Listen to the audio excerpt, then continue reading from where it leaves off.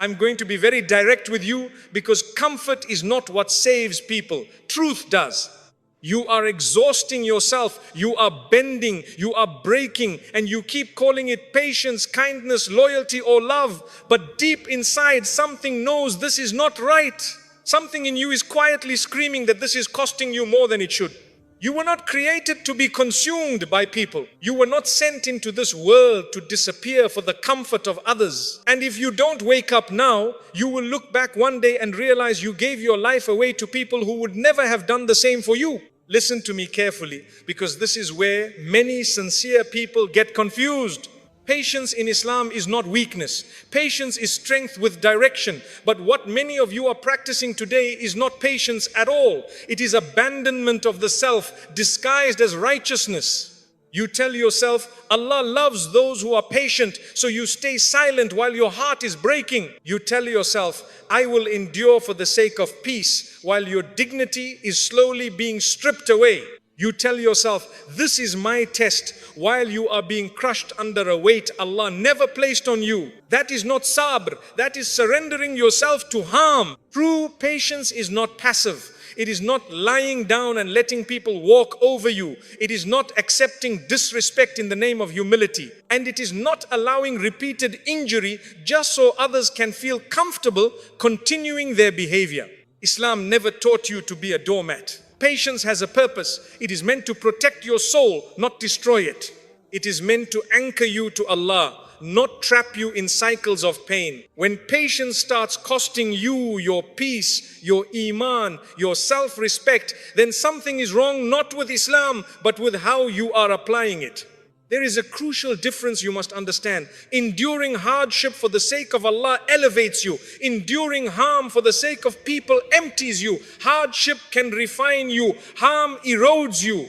One brings you closer to Allah. The other slowly disconnects you from yourself. When a difficulty pushes you to make dua, to strengthen your tawakkul, to become more conscious of Allah, that is a test with wisdom. But when a situation leaves you anxious, bitter, spiritually drained, questioning your worth, and constantly wounded, that is not a noble trial. That is a warning. Some of you are confusing endurance with righteousness. You think the more you tolerate, the more rewarded you will be. But Allah is not impressed by how much pain you absorb. He is concerned with how well you honor the trust He gave you. And you are a trust. Your heart is not expendable. Your dignity is not optional. Your emotional and spiritual well-being are not luxuries. They are responsibilities. Ask yourself honestly, has this patience increased your closeness to Allah, or has it made you resentful, exhausted and numb? Has it strengthened your iman or weakened your connection to prayer, gratitude and hope? Has it made you more grounded or more broken? Because patience that pulls you away from Allah is not patience, it is self-neglect. Some people stay in harmful situations because they fear being labeled impatient, difficult or ungrateful. But Islam does not demand that you suffer silently to maintain appearances. Islam demands truth, justice and balance, including balance within yourself.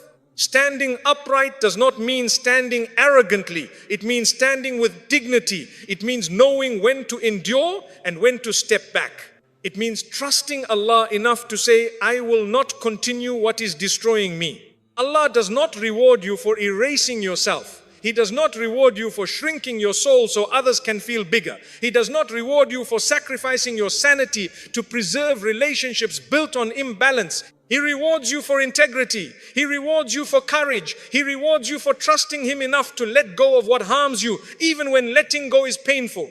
Many of you stay because you believe that leaving, speaking up, or setting boundaries means you failed the test. No. Sometimes the test is whether you will recognize when something is no longer from Allah. Sometimes the test is whether you will choose Him over your fear of disappointing people. Patience does not mean staying where Allah is slowly being removed from your heart. Patience means remaining anchored to Allah even when you must walk away from what is breaking you. Do not confuse silence with faith. Do not confuse suffering with virtue. And do not confuse self-destruction with devotion. You were created to worship Allah, not to be consumed by people. Stand upright, trust Him, and remember this clearly. Patience that preserves your soul is worship. Patience that destroys it is not. Many of you believe that sacrifice creates gratitude. You believe that if you give more time, more energy, more forgiveness, more access to yourself, people will eventually see your value. You tell yourself, one day they'll realize how much I did for them. That belief is not only false, it is dangerous. Sacrificing yourself does not make people grateful, it makes them comfortable. And comfort is not appreciation. Human beings value what has weight, not what has no limits. When something is always available, always forgiving, always absorbing damage without protest, it slowly loses perceived value. Not because you are insignificant, but because you removed the cost. Islam understands human nature clearly. That is why dignity, boundaries, and justice are part of character. When you erase those, you do not elevate yourself in the eyes of people. You disappear. Many of you are hurting because you gave sincerely but received carelessness in return. You stayed when it was painful. You forgave when it was undeserved. You explained yourself again and again, and instead of being honored, you were taken for granted. This is not because you were wrong to be kind. It is because kindness without boundaries teaches people that your sacrifice is expected, not appreciated. When people know you will always show up no matter how you are treated, they stop treating you carefully. When they know you will forgive without correction, they stop correcting themselves. When they know your heart will keep bleeding silently, they stop feeling responsible for the wounds. This is a hard truth, but it must be said, the more you destroy yourself for someone, the less they respect you. Respect is not built on how much you suffer for others. Respect is built on how you value yourself while dealing with others. Islam does not ask you to give until you are empty. It asks you to give with wisdom. There is a difference. Many people confuse generosity with self-erasure. Generosity is giving from strength. Self-erasure is giving from fear. Fear of losing people, fear of conflict, fear of being alone. And people sense that fear. When your giving comes from fear, it does not inspire gratitude. It invites exploitation. Some people may not even realize they are doing it, but the pattern remains the same. They take more because you keep offering more. And then one day when you are finally exhausted, when you finally say, I can't do this anymore, they are shocked. They say you changed. They say you became cold. They say you are selfish. But you didn't change. You simply stopped bleeding. Understand this clearly. Gratitude requires awareness. And awareness only comes when there are limits. When your sacrifice has no edge, no stopping point, no cost to the other person, it fades into the background of their life. People do not wake up one morning and suddenly appreciate what they never had to protect. Some of you are holding on to hope that if you just endure a little longer, love and appreciation will appear. That hope is keeping you stuck. Because if appreciation was going to come, it would have come before you lost yourself. Islam teaches balance. The Prophet, peace be upon him, warned against excess even in good actions. Why? Because excess distorts purpose. Too much of anything without wisdom becomes harmful, even kindness. You are not rewarded for being drained. You are rewarded for being sincere and just. And justice includes justice to yourself. If someone only values you when you are useful, that is not appreciation, that is dependency. If someone is kind to you only as long as you keep sacrificing, that is not love, that is convenience. And convenience disappears the moment you stop overgiving. This is why when you finally set boundaries, some people react badly. They were never attached to you. They were attached to what you provided. Your sacrifice became their comfort zone. But listen carefully. If your worth in someone's life depends on how much you suffer, that relationship is already broken. Islam does not teach you to buy loyalty with pain. It teaches you to trust Allah with outcomes and to deal with people with dignity. Stop expecting gratitude from people who benefited from your silence. Stop waiting for appreciation from those who grew comfortable with your sacrifice. And stop measuring your worth by how much you gave to those who never learned to give back. You were never meant to destroy yourself to be valued. True appreciation comes when people see you as a person, not a resource. And if someone cannot value you without consuming you, their absence is not a loss, it is relief. Sacrifice does not create gratitude.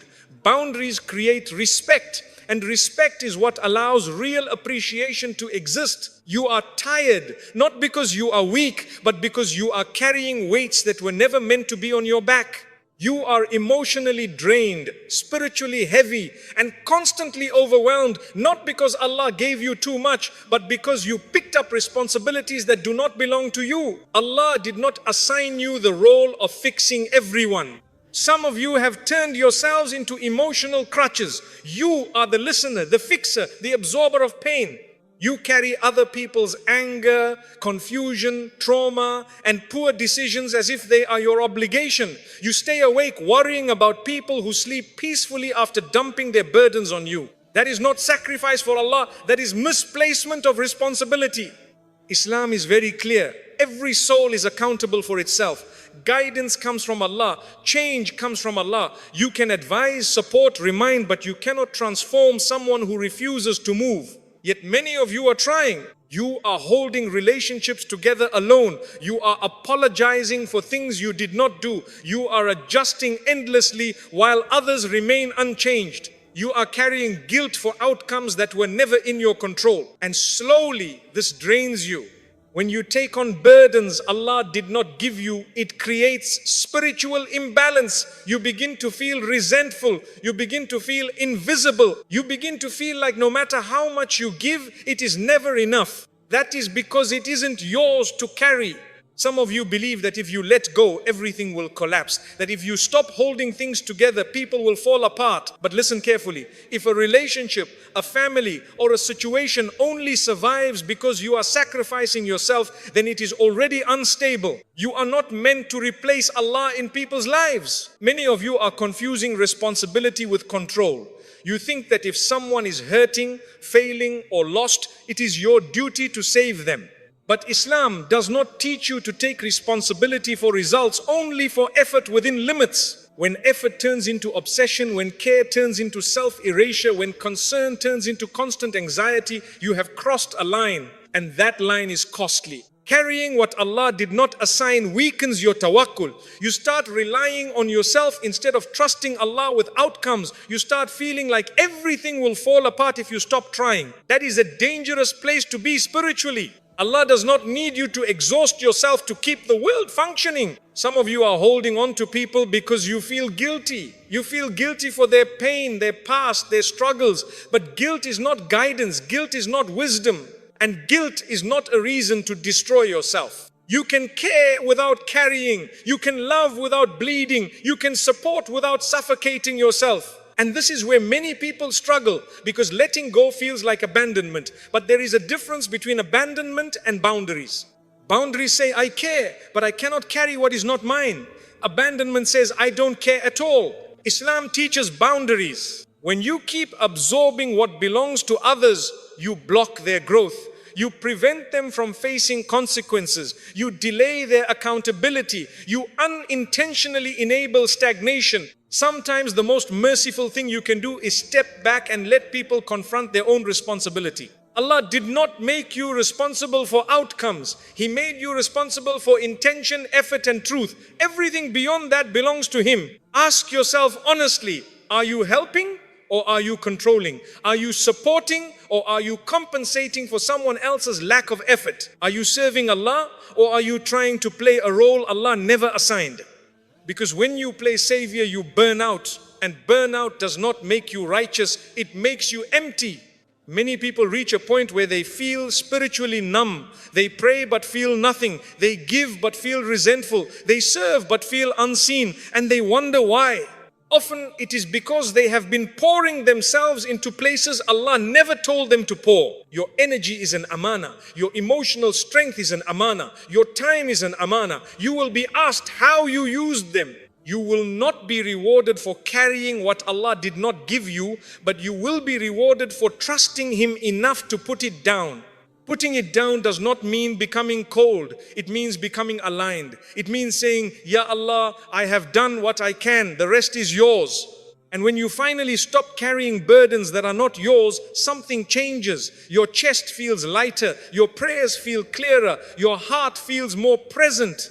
Not because you stopped caring, but because you stopped replacing Allah. You were never meant to be everyone's solution. You were meant to be a servant of Allah with wisdom, balance and trust. Carry what He gives you and have the courage to put down everything else. Your kindness was never meant to be a permission slip for people to hurt you. But when kindness is given without limits, without correction, without consequences, that is exactly what it becomes. People do not hear your silence as patience, they hear it as approval. Every time you tolerate behavior that wounds you and say nothing, you are teaching people how to treat you. Every time you forgive without addressing the harm, you are telling them the damage does not matter. Every time you stay after being disrespected, you are confirming that your pain has no cost. This is not mercy, this is conditioning. Islam does not teach you to be endlessly absorbent. It teaches you to be just. And justice does not mean being harsh, it means being clear. Many of you believe that speaking up will make you cruel, that setting boundaries will make you un-Islamic, that correcting someone will make you arrogant. That belief is wrong. Silence in the face of repeated harm is not humility, it is neglect. When kindness has no boundaries, it loses its moral power. It becomes an invitation. And some people consciously or unconsciously will walk right through it. You must understand human behavior clearly.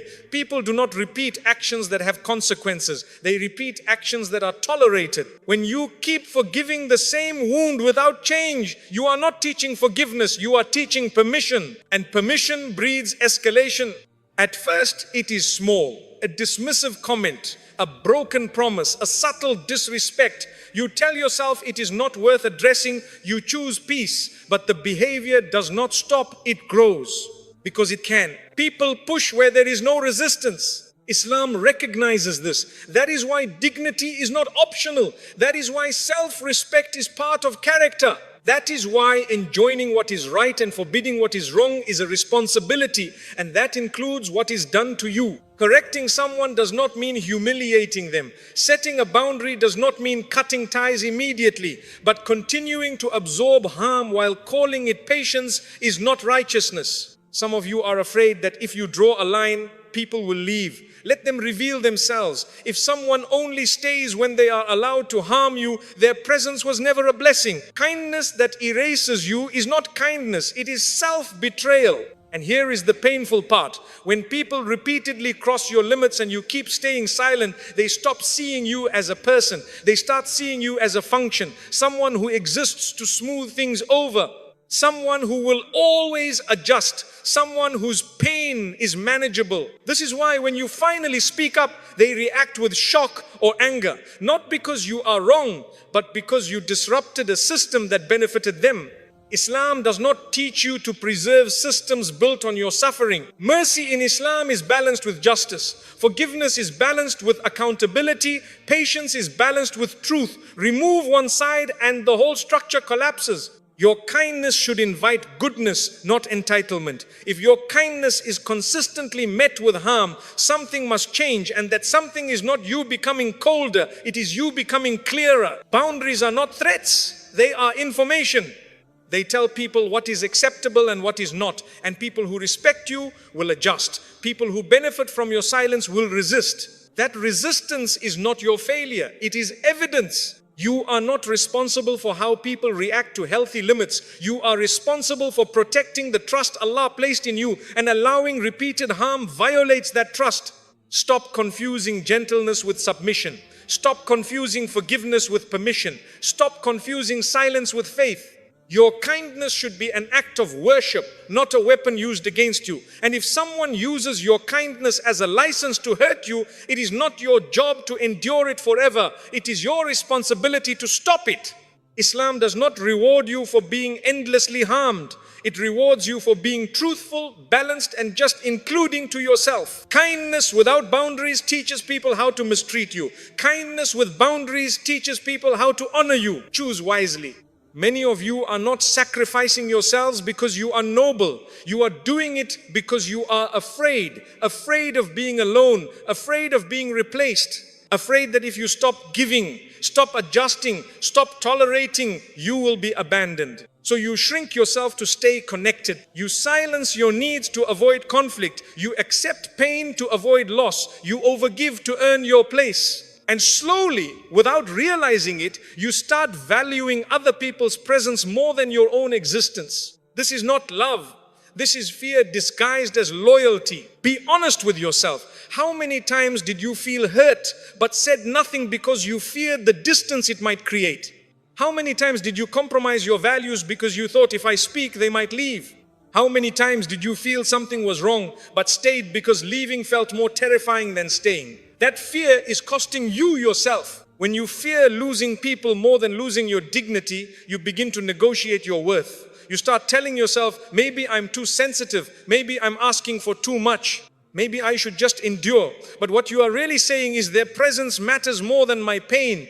And that belief slowly breaks you. Islam does not teach you to cling to people at the cost of your soul. It teaches you to anchor yourself to Allah, because people are temporary. Their approval shifts, their moods change, their loyalty is conditional. Allah is not. When your heart becomes more attached to people than to Allah, fear enters, because deep down you know people can leave at any moment. So you try to control that outcome by over-giving, over-functioning, and over-sacrificing.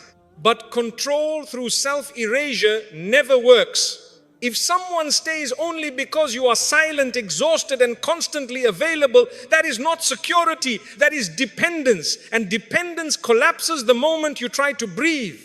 Many of you think, if I set boundaries, they will walk away. Listen carefully. If boundaries cause someone to leave, they were not attached to you, they were attached to the version of you that did not resist. A relationship that requires you to disappear in order to survive is not a relationship. It is captivity. You fear being alone, so you choose to be unseen instead. But loneliness does not begin when people leave. Loneliness begins when you are present but unheard, when you are giving but unseen, when you are sacrificing but unvalued. Some of you are already alone, just not physically. You are emotionally isolated inside relationships where your needs are irrelevant. You are spiritually lonely while surrounded by people who benefit from your silence, and you tell yourself, this is better than being alone. It is not. Islam does not glorify staying where you are diminished. It does not glorify emotional imprisonment. It does not tell you to sell your self-worth in exchange for companionship.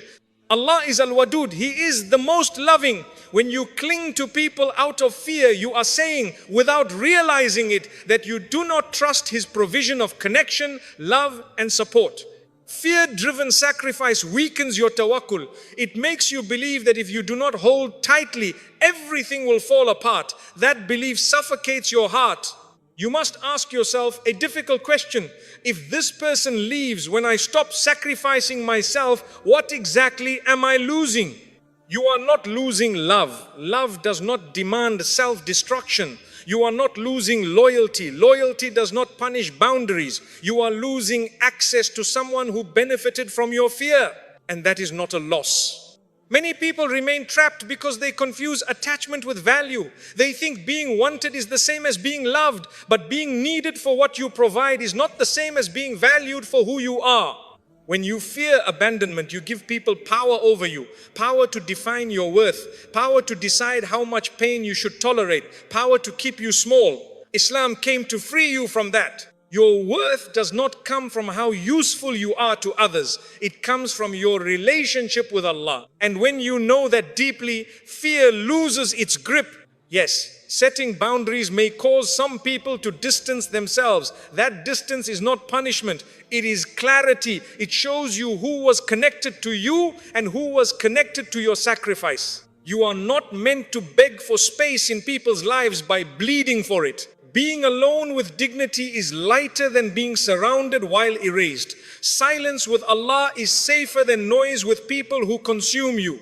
Stop choosing people at the cost of yourself. Stop calling fear love. Stop mistaking endurance for loyalty.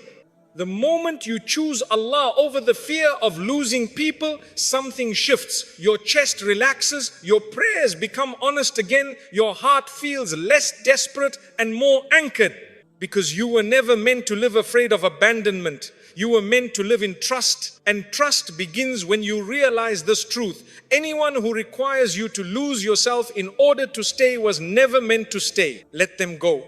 What Allah replaces them with will not demand your destruction. Allah never asked you to bleed for people. He never asked you to ruin your mental health, crush your spirit, or live in constant emotional pain just to keep others comfortable. That idea did not come from Islam. It came from fear, guilt, and misapplied teachings. You have turned self-destruction into worship, and that is a serious mistake. Allah is Ar-Rahman, He is Al-Adl, He is Al-Hakim. He does not command injustice, and injustice includes injustice against yourself. When you allow yourself to be repeatedly harmed, humiliated, or drained in the name of being good, you are not obeying Allah. You are misunderstanding Him. You are not a disposable servant, you are an amana. Your heart is an amana. Allah placed in your care. Your mind is an amana. Your emotional stability, your dignity, your ability to function, all of it is a trust. And you will be asked how you treated that trust. You cannot stand before Allah and say, I destroyed myself for them, and expect that to be rewarded. Allah did not give you life so you could hand it over to people who misuse it. Some of you think suffering automatically equals reward. That belief is dangerous. Not all suffering is noble. Not all pain is purification. Some pain is simply damage, and Islam does not glorify damage. When Allah tests you, the test draws you closer to Him. It increases your humility, your prayer, your reliance. But when a situation pulls you away from Allah, makes you bitter, resentful, spiritually numb, constantly anxious, that is not a test you are meant to endure indefinitely. That is a sign you are out of balance. Allah does not ask you to remain in places where your soul is slowly dying. Many of you are exhausted because you believe leaving, speaking up, or setting boundaries is sinful. You think protecting yourself means you lack patience. You think choosing distance means you lack mercy. That is false. Islam teaches mercy, but never at the expense of justice. Islam teaches forgiveness, but never at the expense of accountability. Islam teaches patience, but never at the expense of your soul. Even the Prophet, peace be upon him, withdrew from harm. He set limits. He walked away from people and places that caused unnecessary damage. Strength in Islam is not endless endurance. Strength is wisdom. You must understand this clearly. Allah does not need you to suffer to prove your sincerity. He sees your intentions without you destroying yourself. Some of you are staying in harmful situations because you think if I leave, Allah will be displeased. No, Allah is displeased when His servants are oppressed, even when the oppression comes from themselves. Yes, there are times when patience is required. Yes, there are times when endurance is rewarded. But there is also a time to step back, a time to protect yourself, and a time to say, this is not what Allah wants for me. If something repeatedly violates your dignity, drains your iman, and leaves you emotionally broken, you must question whether staying is truly obedience or fear-wearing religious language. Allah is not asking you to sacrifice your sanity to keep people comfortable. He is asking you to worship Him with clarity, balance, and truth. And here is something many people do not want to hear. Sometimes the most obedient act is walking away. Walking away from what corrupts your heart, walking away from what normalizes injustice, walking away from what turns you into a shadow of yourself. You do not need permission from people to protect what Allah entrusted to you. Some of you feel guilty for wanting peace. You feel guilty for wanting space. You feel guilty for choosing yourself. That guilt did not come from Allah. Allah does not burden a soul beyond what it can bear, and He does not ask a soul to bear what destroys it. Ask yourself honestly, has staying made you better or bitter? Has it brought you closer to Allah or further away? Has it strengthened your character or hollowed it out? Islam is not about martyring your mental health. It is about aligning your life with truth. You are allowed to say no. You are allowed to step back. You are allowed to protect your heart. You are allowed to choose environments where your iman can breathe. That does not make you selfish. It makes you responsible. Allah never asked you to bleed for people. He asked you to stand for truth. And truth includes this: your life has value beyond what you can give away. Serve Allah. Be kind. Be patient. Be merciful. But do not destroy yourself to do it. Because Allah does not need your suffering. He wants your sincerity. And sincerity does not require self-annihilation. The moment you stop sacrificing yourself, clarity arrives. Not slowly, not gently, suddenly. like light entering a dark room. And many people are afraid of this clarity because it reveals truths they were avoiding. When you stop overgiving, you stop explaining yourself endlessly, you stop fixing what isn't yours, something becomes very clear. Who